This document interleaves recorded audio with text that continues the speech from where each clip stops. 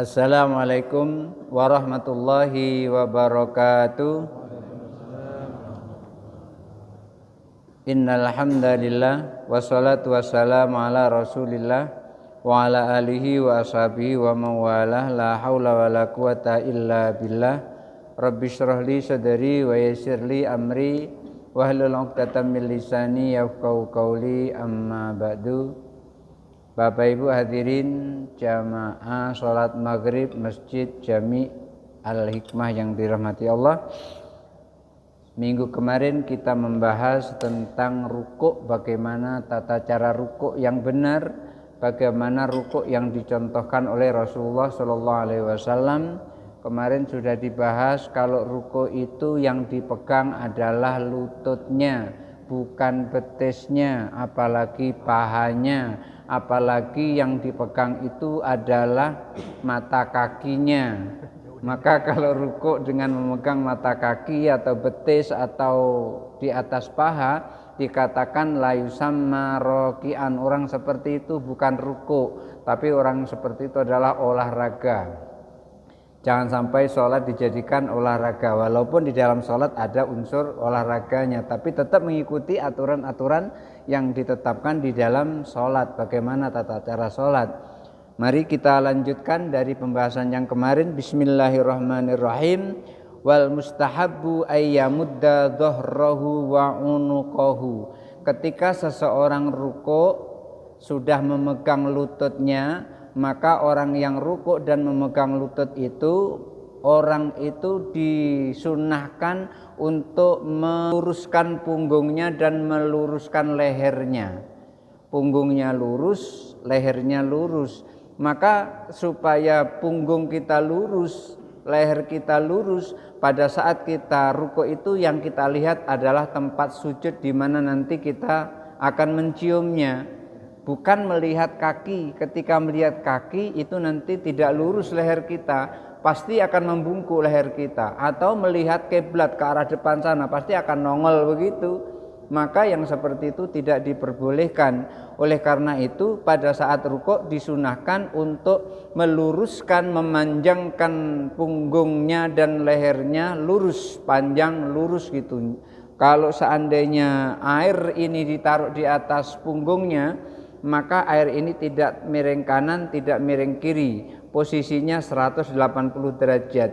Tidak miring kanan, tidak miring kiri. Rasulullah banyak sholat lututnya yang sakit, lututnya yang bengkak. Kadang-kadang orang sekarang ini banyak sholat bukan lututnya yang bengkak, tapi keningnya yang hitam. Itu bukan bukti kalau seandainya itu adalah orang ahli sujud. Tidak, itu hanya kecelakaan waktu sujud. Karena Rasulullah itu ketika dia sujud tidak ada riwayat yang mengatakan keningnya hitam. Enggak ada. Rasulullah itu keningnya bagus, Rasulullah itu mukanya berseri-seri, Rasulullah itu indah wajahnya. Kalau di sini misalnya hitam gitu, pasti itu sudah ada riwayat kalau Rasulullah itu jidatnya hitam. Memang di Al-Quran ada wasimahum fi wujuhihim min asaris sujud. Mereka orang-orang yang sujud itu ada bekas di mukanya, di wajahnya. Wajah itu bukan ini. Tepat di atas garis khatulistiwa, lurus gitu. Wala yakna'u ra'sahu wala yasubuhu. Dan juga jangan mendongakkan kepalanya, juga jangan menundukkan kepalanya. Jadi kepalanya itu tidak boleh dongak ke atas dan juga tidak boleh terlalu nunduk ke atas.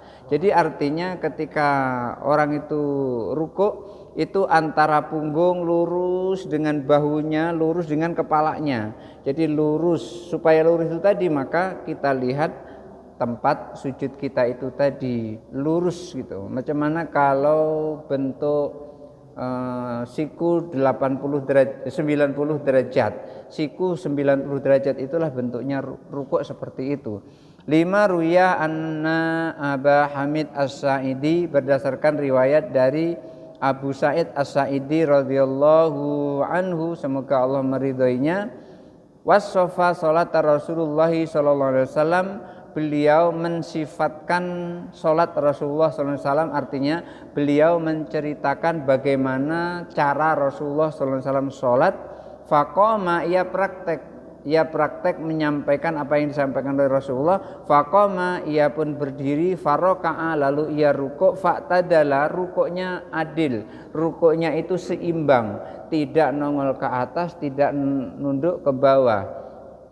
Bahasa yang paling gampang itu adalah 90 derajat lurus gitu, lurus 90 derajat. Walam yasubu ra'sahu, dan ia tidak menundukkan kepalanya. Walam yakna'uhu, dan juga tidak mendongakkan kepalanya, tidak menundukkan kepalanya, juga tidak mendongakkan kepalanya. Begitu yang diceritakan oleh Abu Hamid As-Sa'idi. Wal mustahabu ayujafi mirfaqaihi an jambi, dan pada saat sujud maka orang itu pada saat sujud disunahkan untuk merentangkan kedua sikunya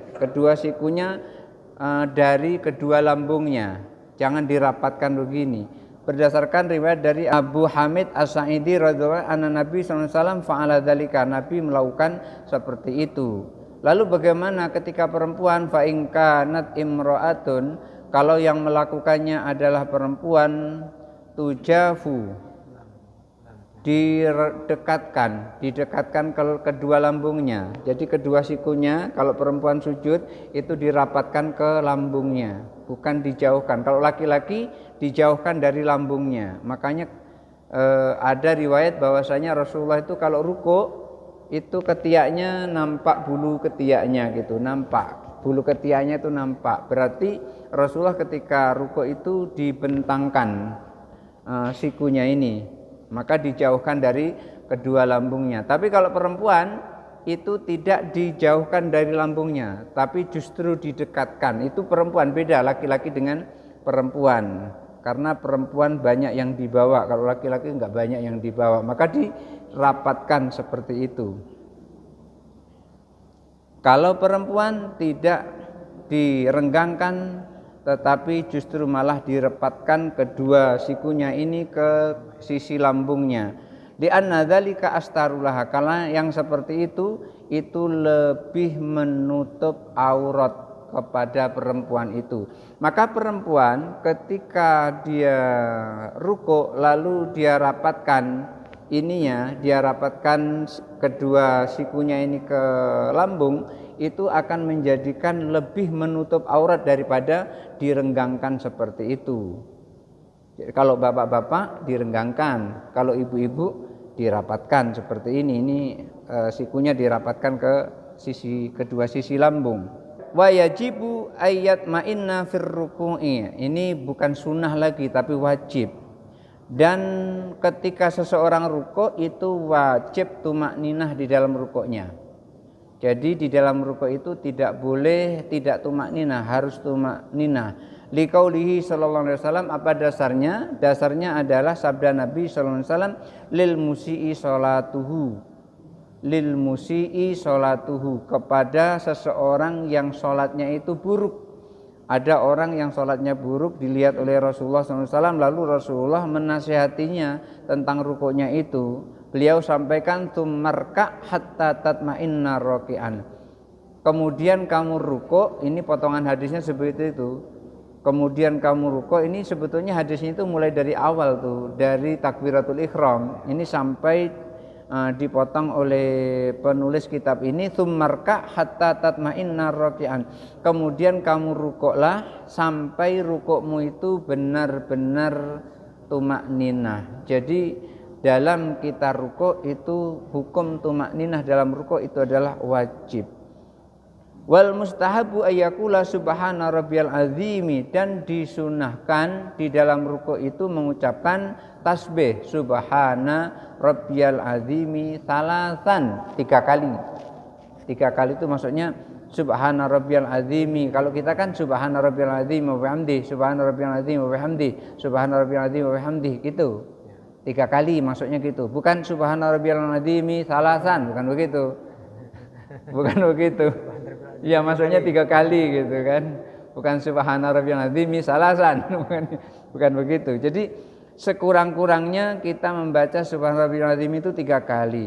Wa dzalika adnal kamal, yang seperti itu membaca subhana rabbiyal azim wa bihamdi itu adna al kamalu, itu lebih mendekati sempurna. Tapi nanti ada yang lebih sempurna lagi. Kita kan rata-rata subhana rabbiyal azim wa bihamdi, subhana rabbiyal azim wa bihamdi, subhana rabbiyal azim wa bihamdi. Kan itu yang kita lakukan. Atau boleh kalau kepanjangan subhana rabbiyal azim, subhana rabbiyal azim, subhana rabbiyal azim, itu juga boleh yang seperti itu.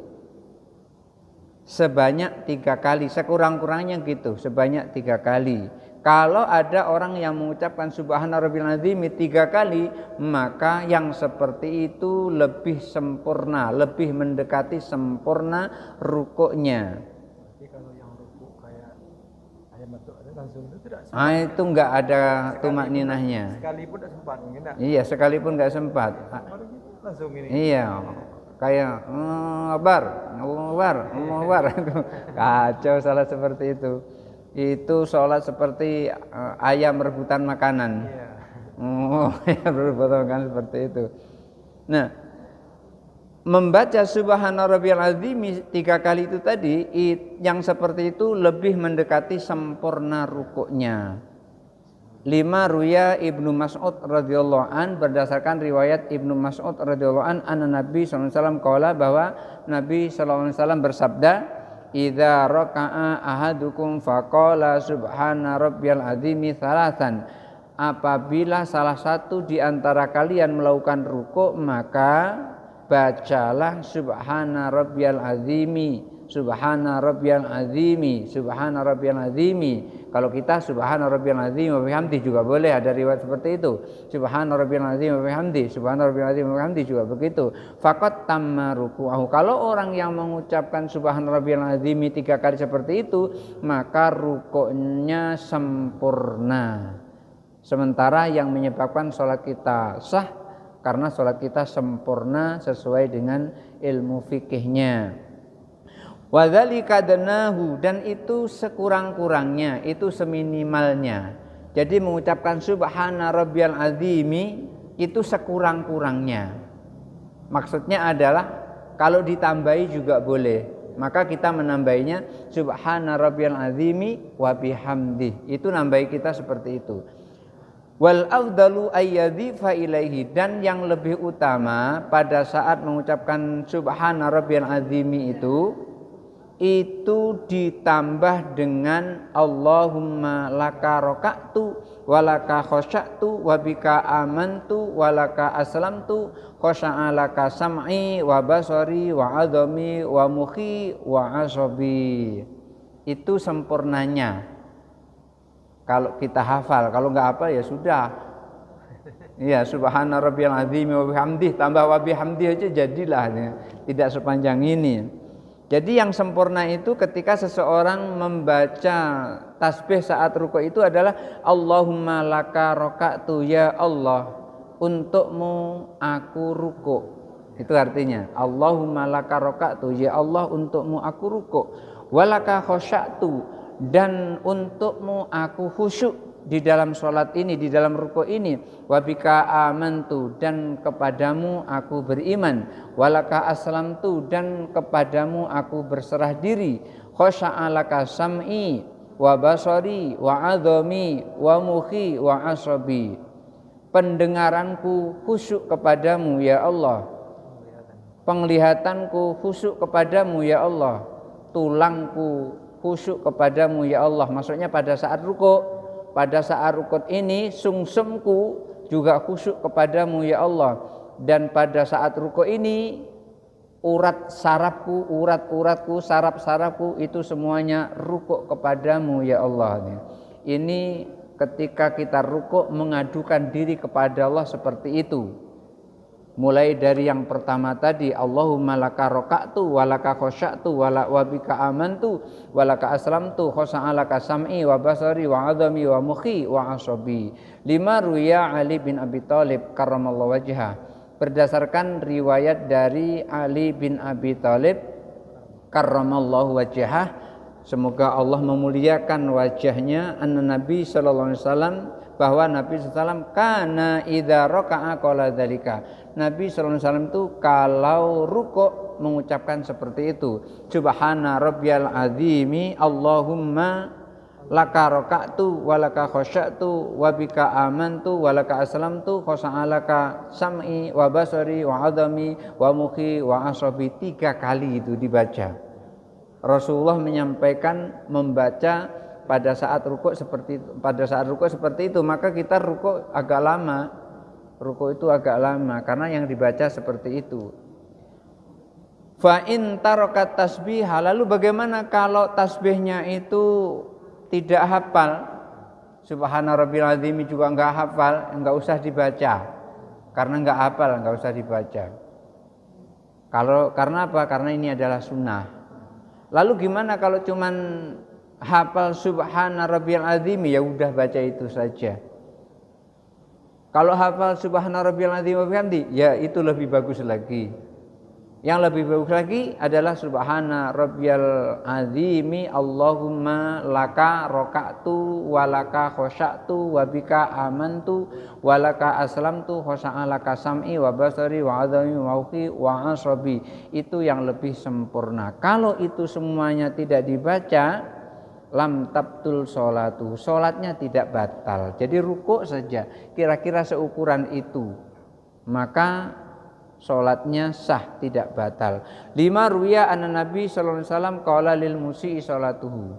Ini berdasarkan sabda Nabi sallallahu alaihi wasallam terhadap orang yang sholatnya itu rusak, sholatnya buruk. Beliau sallallahu alaihi wasallam menyampaikan tumarka hatta tatma'inna raki'an, lalu rukuklah sampai rukukmu itu benar-benar tumakninah. Jadi kayaknya tumakninah ini ditekankan di dalam sholat itu. Makanya kalau di dalam fikih Hambali, fikihnya Imam Hambali di dalam kitab Al-Ghunniyah, tumakninah itu merupakan salah satu rukun sholat. Kalau rukun ditinggal batal sholatnya. Salah satu rukun tumakninah di dalam kitab fikih Hambali. Di dalam kitab Al-Ghunniyah itu isinya ada 3. Pertama fikih, yang kedua tauhid, dan yang ketiga tasawuf. Ya, di dalam kitab Al-Ghunniyah itu yang saya baca itu rukun sholatnya diantaranya salah satunya adalah tumakninah. Jadi tumakninah merupakan salah satu rukun dari sholat kita. Walam yadhkur at-tasbiha, dan ia tidak menyebutkan tasbih. Maksudnya Rasulullah ketika menasihati orang yang sholatnya buruk tadi tidak menyebutkan kamu harus membaca tasbih, tidak. Cuman beliau sampaikan rukuk dengan tumakninah, tidak menyebutkan tasbih. Artinya membaca tasbih di dalam rukuk itu hukumnya adalah sunnah. Tidak membaca tasbih dalam rukuk tidak akan menyebabkan batal sholat kita. Jadi kalau yang kurang hafal tasbihnya, ya tidak apa-apa. Mungkin karena baru masuk Islam kan, bisa jadi sholatnya hanya gerakan saja, hafalnya cuma surah Al-Fatihah, itu sudah bagus karena baru masuk Islam. Tapi kalau sudah masuk Islam dari lahir, masa ya nggak hafal ya. Nah, ini pembahasan tentang rukuk sudah selesai. Kita lanjut, masih ada waktu 10 menit lagi. Kita lanjutkan. Faslun fasal summa yarfa'u ra'sahu. Setelah rukuk lalu mengangkat kepalanya. Maksudnya adalah bangun dari rukuk.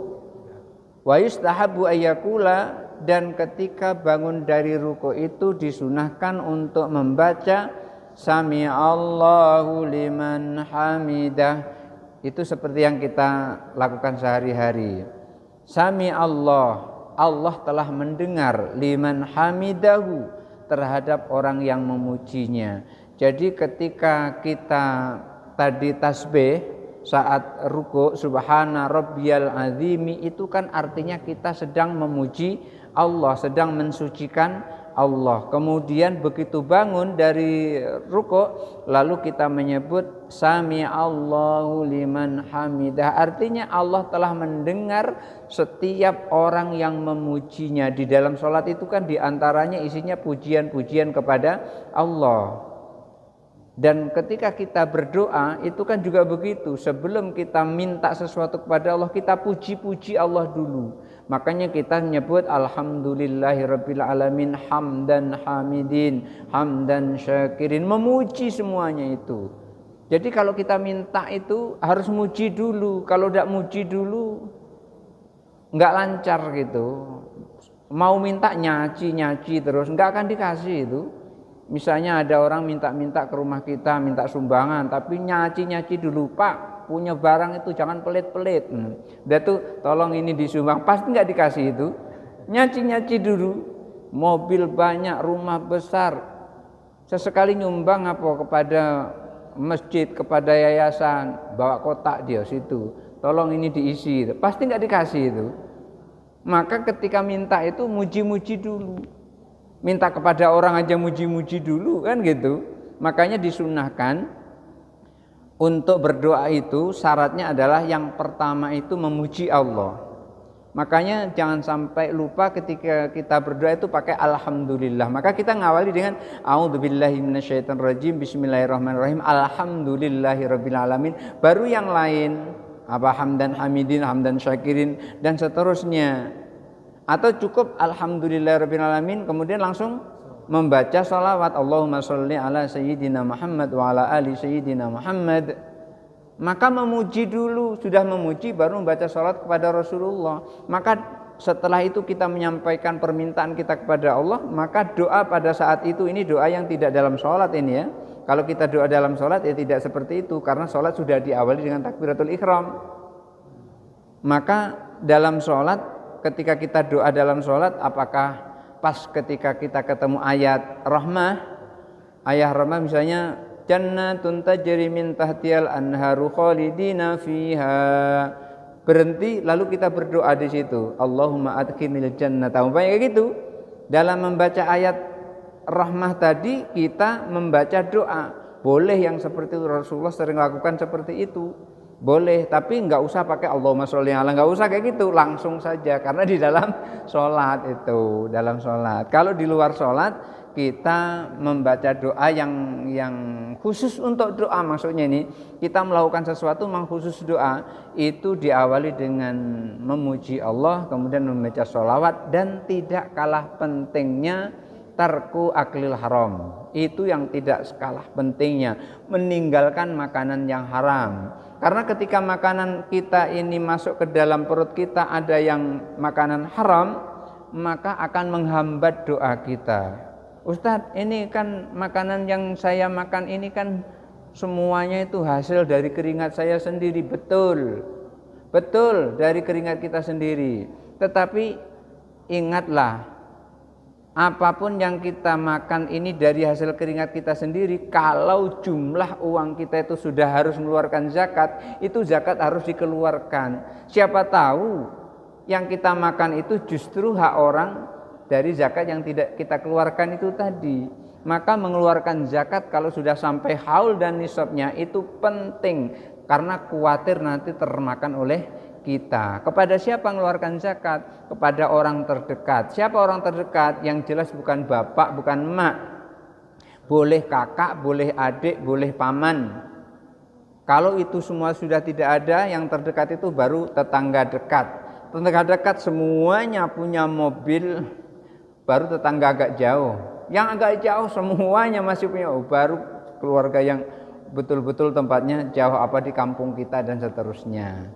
Jadi itu urutan-urutannya ketika kita mengeluarkan zakat. Nah, ketika seseorang melakukan sujud tadi, bangun dari rukuk tadi, itu kita menyebut sami Allahu liman hamidah, Allah telah mendengar bagi orang-orang yang memujinya. Lima dzakarnahu fi hadisi Abi Hurairah radhiyallahu anhu fir ruku'i, berdasarkan riwayat yang telah disebutkan sebelumnya tentang riwayat Abu Hurairah radhiyallahu anhu di dalam rukuk. Jadi ketika rukuk itu bangun dari rukuk mengucapkan sami Allahu liman hamidah, wa yustahabbu ayyarfa'a yadayhi khatwa mankibahi, dan ketika bangun dari rukuk itu disunahkan untuk mengangkat kedua tangannya itu sejajar dengan pundaknya. Sami Allahu liman hamidah. Jadi kemarin itu yang disunahkan kan pertama pada saat takbiratul ihram. Setelah takbiratul ihram pada saat ruku juga mengangkat kedua tangan. Ini yang ketiga bangun dari ruku. Sami Allahu liman hamidah. Jadi sejajar dengan pundak, Imam Romli menyebutkan itu ibu jari sejajar dengan kedua daun telinganya ini, bukan di depan sini. Kalau di sini bukan khotwal mangkibai, jauh kok di sini. Kalau di sini ini di depan dada, bukan sejajar dengan pundak. Sejajar pundak, nah pundak kan di sini, bukan di sini pundaknya, bukan ini pundaknya. Jadi di sini. Jadi takbirnya adalah sami Allahu liman hamidah, sejajar seperti ini. Wa yustahabbu ayyarfa'a yadayhi khotwa mangkibai fir raf'i, dan disunahkan untuk mengangkat kedua telapak tangannya, kedua tangannya sejajar dengan kedua bahunya pada saat ruku'. Lima dzakarnahu fi hadis Ibnu Umar, berdasarkan riwayat yang disampaikan oleh Ibnu Umar radhiyallahu an fi takbir ihram, tentang takbiratul ihram. Jadi sama dengan pada saat takbiratul ihram. Fa in qala, lalu gimana kalau seandainya tidak mengucapkan sami Allahu liman hamidah, pas bangun dari rukuk tidak mengucapkan seperti itu, bagaimana? Yang diucapkan lain. Umpamanya man hamidallahu sami Allahu lahu, umpamanya gitu. Pas mau bangun dari rukuk tadi, mau iktidal tadi, mengucapkannya bukan sami Allahu liman hamidah, tapi man hamidallahu sami Allahu lah, gitu. Bagaimana kalau seperti itu? Ini artinya sama ini. Ini artinya sama, juga dibolak-balik. Kalau ada yang mengatakan seperti itu, ajza'uhu, sah salatnya, boleh, tidak apa-apa. Jadi kalau seandainya ada orang mengucapkan seperti itu, maka kita nggak usah nasihati dia. Apa yang dilakukan itu benar, walaupun tidak sama dengan kita. Itu seperti terjadi Hisam sama Umar bin Khattab. Ketika Hisam itu membaca sebuah ayat, lalu menurut pendengaran Umar bin Khattab itu salah. Apa yang terjadi? Ditungguinya Hisam itu sholat. Setelah selesai sholat, namanya Umar bin Khattab, kalau marah itu bukan hanya mulutnya yang bicara, tangannya bicara itu. Jadi ridahnya itu dia ditarik oleh Umar bin Khattab.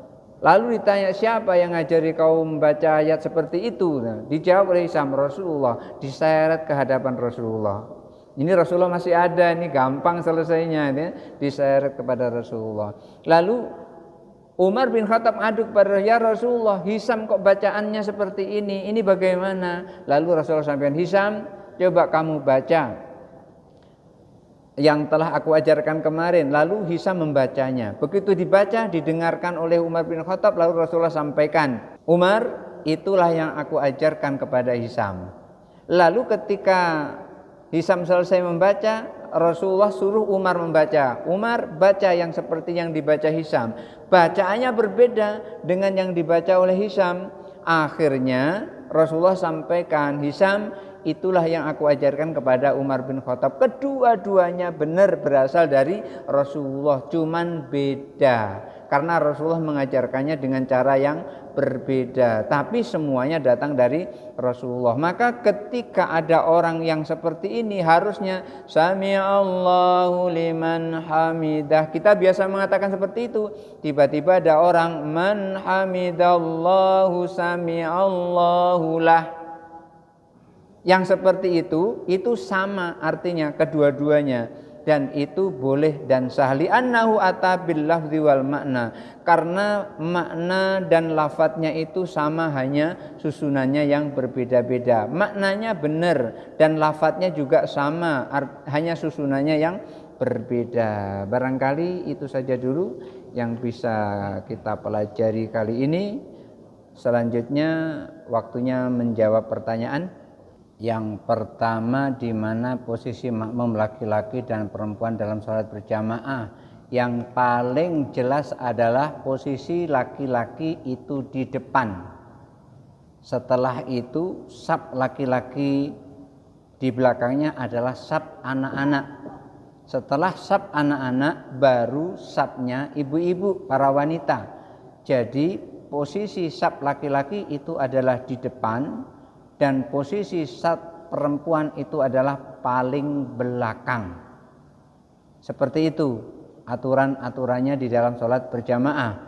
Jadi jangan ada nanti ibu-ibu sholatnya karena ibu itu adalah ibu camat, kemudian sholat Idul Fitri pas diundang pengen di depan dia karena ibu camat. Enggak sah sholatnya seperti itu.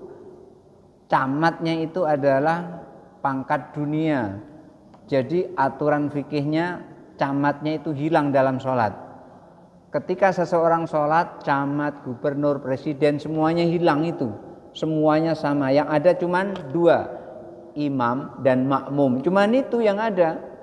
Boleh presiden paling depan dengan syarat dia jadi imam. Itu imamnya bukan presidennya. Mentang-mentang presiden, kemudian imamnya di belakang presiden gitu. Presidennya di depan, belakangnya imam, kan presiden. Itu tidak bisa seperti itu. Aturan fikihnya di dalam salat cuma ada dua.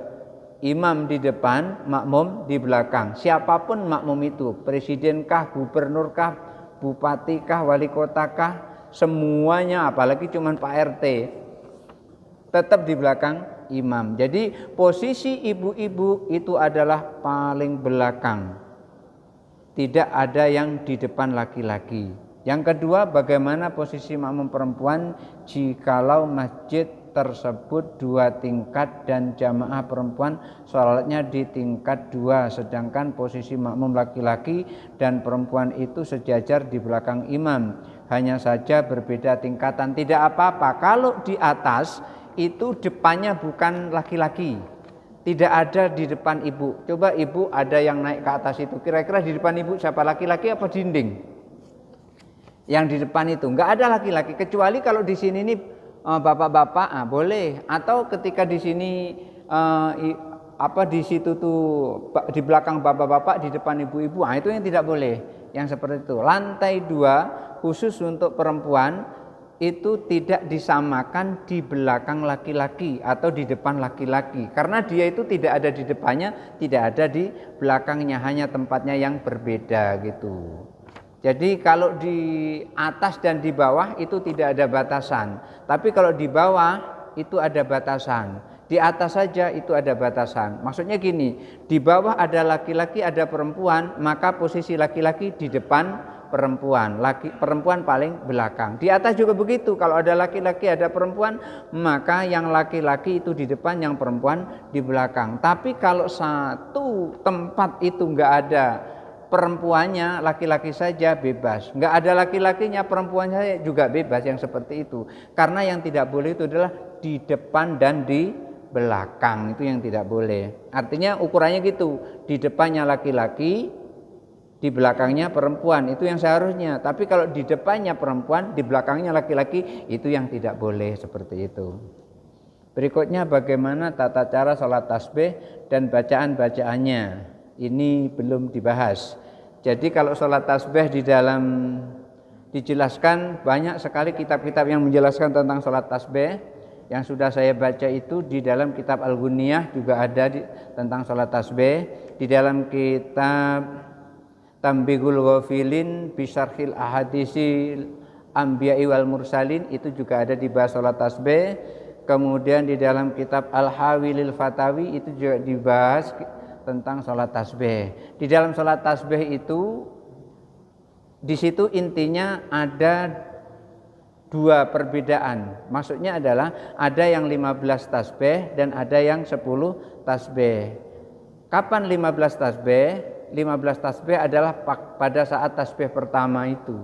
Pada saat tasbih pertama setelah membaca surah pendek, nah itu baca tasbih sebelum ruko, itu 15 kali.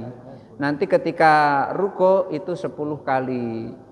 Terus itu sampai jumlahnya ada 75 kali. Sehingga 2 kali tasbih itu ada 150 kali. Makanya sholat tasbih itu adalah ada 4 rakaat supaya 300 kali. Itu ada dijelaskan dan memang sholat tasbih itu ada dasarnya. Dan juga di dalam kitab Ihya Ulumuddin itu lebih jelas lagi Imam Al-Ghazali menjelaskan tentang sholat tasbih itu. Dan bahkan diriwayatkan sekurang-kurangnya seumur hidup sekali. Kalau bisa setiap hari, kalau tidak bisa setiap hari seminggu sekali, nggak bisa sebulan sekali, nggak bisa setahun sekali, nggak bisa seumur hidup sekali. Jadi seperti itu. Berikut, karpet masjid ini sepertinya sudah cukup lebar. Namun demikian ada jamaah ketika sujud melewati karpet memanjang gitu.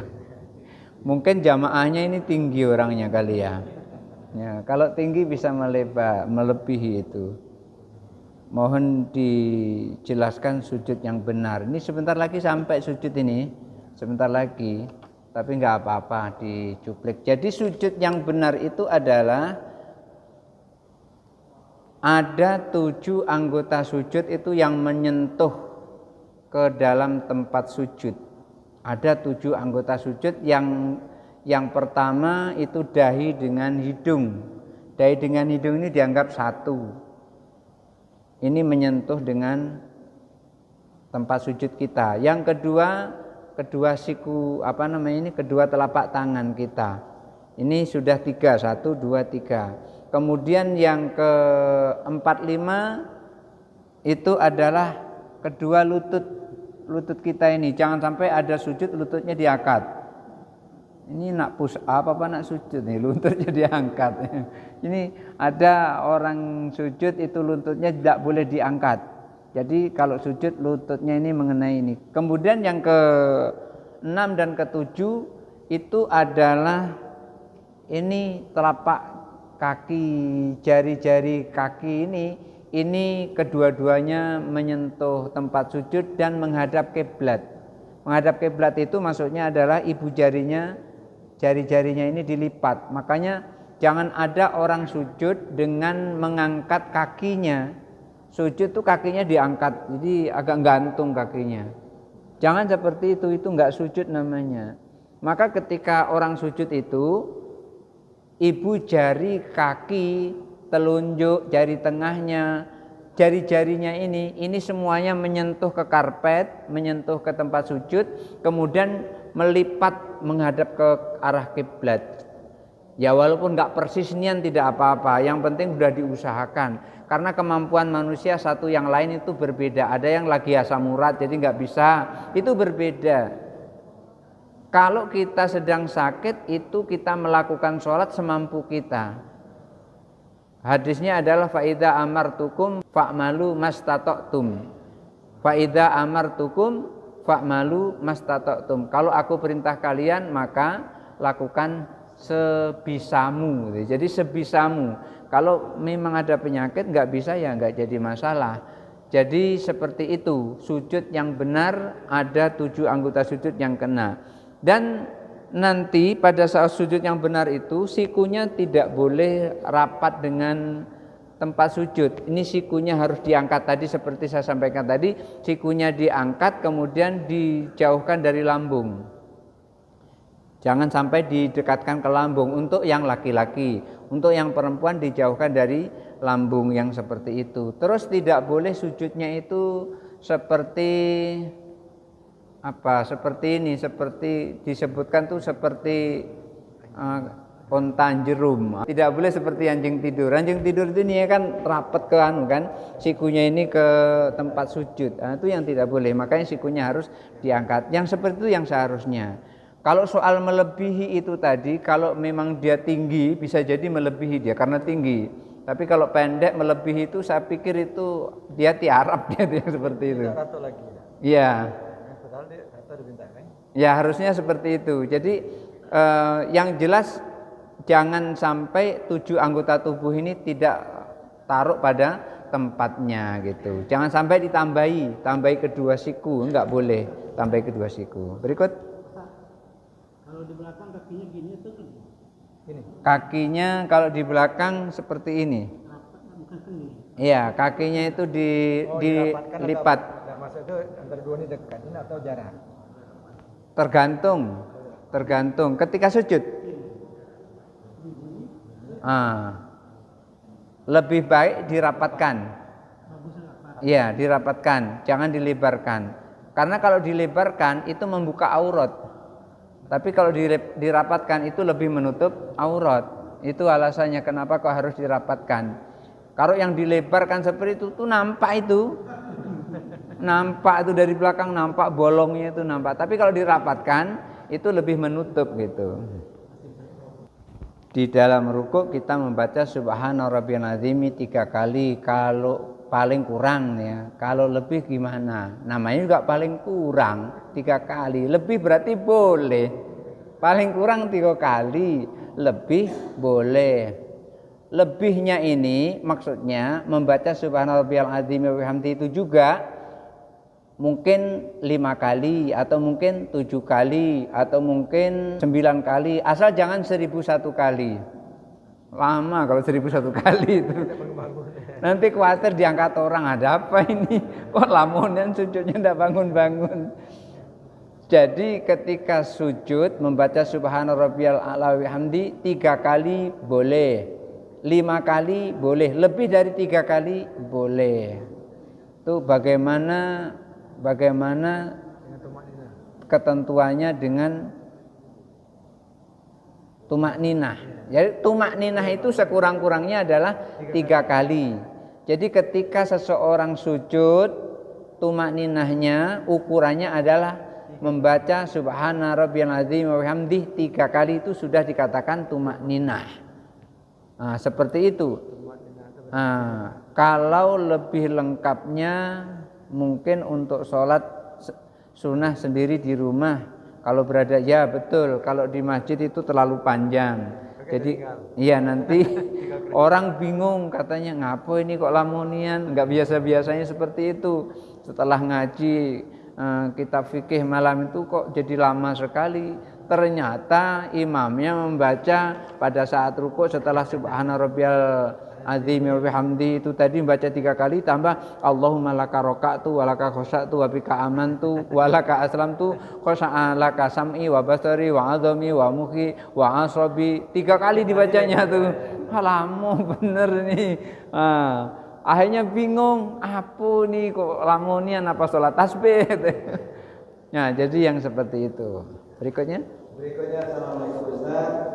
Pak Ustaz ingin bertanya, apa makna yang terkandung pada larangan bagi peserta kurban dilarang memotong kuku dan bangkus dari tanggal 1 sampai 9 Zulhijjah?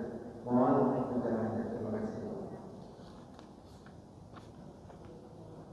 ini sudah lama ini dikaji yang sebenarnya hadisnya ada memang. Cuman di situ domirnya itu kembali kepada apa namanya itu bukan rambut sa'run di situ tuh yang dimaksud itu adalah bulu itu. Tidak boleh motong bulu dan boleh motong kuku itu. Maka di sini ada 2 pengertian. Yang pertama, domirnya itu kembali kepada binatang yang dikorbankan itu. Yang pertama, kalau binatang itu mau dikorbankan itu jangan dipotong kuku kambing atau kuku sapi itu. Kan sapi punya kuku kan? Sapi punya kuku dan sapi punya bulu. Jangan dipotong kukunya, jangan dipotong bulunya. Karena seperti kambing domba itu bulunya kan banyak itu. Sayang kalau seandainya bulunya terbuang. Sebelum dikorbankan dipotong bersih dulu dijadikan kain wol. Umpamanya gitu. Itu yang pertama. Yang kedua, itu hunya itu kepada orang yang berkorban. Jadi ketika orang yang berkorban itu kalau sudah mulai ada niat mau berkorban, mulai tanggal 1 Zulhijjah itu jangan potong kuku, jangan potong rambutnya sampai binatang korban itu disembelih. Tapi itu hukumnya makruh. Artinya ketika kita tidak memotong kuku, tidak memotong rambut itu memperoleh pahala. Jadi sunnah kita melakukan seperti itu. Artinya ketika kita mau berkorban tanggal 1 Zulhijjah kita tidak memotong kuku sunnah, tidak memotong rambut sunnah. Lalu bagaimana kalau ternyata rambut terpotong, kuku terpotong, rambut terpotong, kuku terpotong, tidak apa-apa, tidak berdosa. Jadi ini adalah masalah kecil, bukan masalah besar. Intinya ada dua pendapat tadi, hunya kembali kepada binatang kurban, itu kan domir dari hadis itu. Hunya kembali kepada binatang kurban, hunya bisa kembali kepada orang yang berkorban. Tapi kalau hunya kembali kepada orang yang berkorban, artinya orang yang berkorban itu pada saat dia sudah ada niat untuk berkorban, maka disunahkan tanggal 1 Zulhijjah itu tidak memotong kuku, tidak memotong rambutnya sampai binatang kurbannya disembelih, baru disunahkan lagi untuk memotong kuku dan rambutnya. Tuh. Assalamualaikum Ustaz. Pertanyaan berikutnya, Ustaz ingin izin bertanya, sholat witir, sholat ganjil, jumlah rakaat ada 1 dan 3 dan seterusnya. Di masjid sering kita lakukan 3 rakaat 2 salam. Rakaat pertama, 2 dan kedua kita baca ayat terakhir salam, kemudian lanjut ke rakaat terakhir baca ayat kemudian salam. Pertanyaan saya, kalau 3 rakaat 1 salam, apakah di rakaat ketiga kita baca ayat atau tidak baca ayat? Terima kasih. Oh gitu. Pertanyaannya lain ini. Yang ketiga itu baca ayat atau tidak gitu.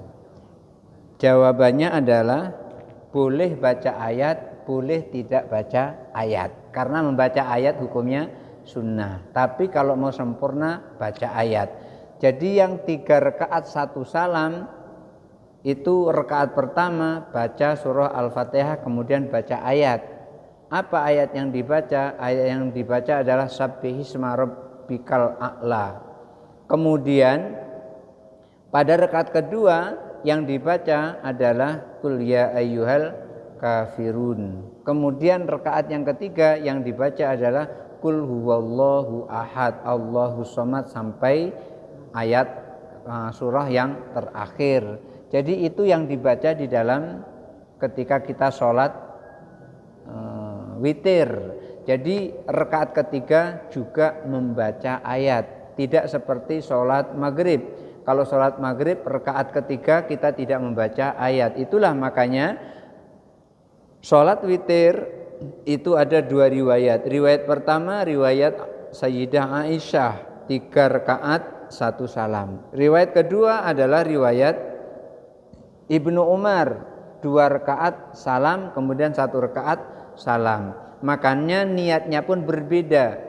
Kalau yang pertama itu kan niatnya usalli sunnatal witri thalatha rakaatin mustaqbilal kiblati adaan lillahi ta'ala. Kalau yang kedua usalli sunnatan minal witri rakaataini. Itu ada minal witri. Jadi nyicil dulu niatnya itu, 2 dulu nah. Rakaataini mustaqbilal kiblati adaan lillahi ta'ala. Jadi kalau yang pertama tadi 3 rakaat 1 salam, yang kedua boleh 2 rakaat salam kemudian terus 1 rakaat salam. Seperti itu. Jadi rakaat yang ketiga pakai ayat boleh, tidak pakai ayat tidak boleh, tetapi yang sempurna adalah pakai ayat. Berikutnya ini cerita kita. Assalamualaikum warahmatullahi wabarakatuh. Saya membaca sebuah buku judul Mengatasi Kejenuhan, penulis Abu Abdurrahman Al-Qawi. Kejenuhan adalah sebagian dari tanda-tanda kekuasaan Allah. Setinggi apapun nikmat dunia yang mampu kita peroleh, lambat atau cepat ia akan menyebabkan kejenuhan juga. Adakah kehidupan tanpa kejenuhan? Tentu saja ada. Dan kehidupan itu adalah kehidupan di Jannatullah atau surga Allah. Di surga manusia akan memuaskan kenikmatan kekal tanpa kesedihan, tanpa kelebihan, tanpa kelesuan. Rasulullah SAW bersabda, para penghuni surga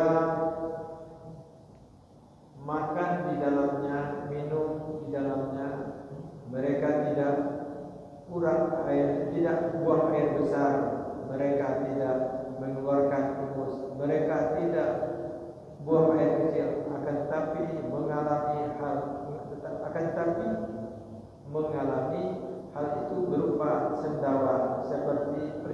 bertanya kepada mereka diilhami untuk bertasbih dan bertahmid seperti kalian diilhami untuk bernafas.